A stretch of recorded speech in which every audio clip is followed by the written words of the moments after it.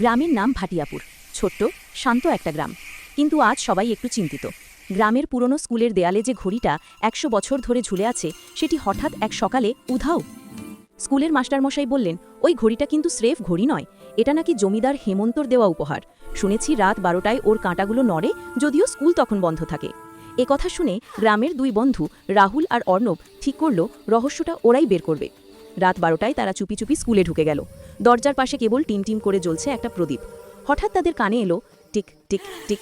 অর্ণব কাপা গলায় বলল, রাহুল শুনছিস ঘড়ির শব্দ? ঘরের এক কোণে সত্যিই ঘড়িটা ছিল, কিন্তু দেয়ালে নয়, টেবিলের ওপর। আর ঘড়ির কাঁটাগুলো ঘুরছে উল্টো দিকে।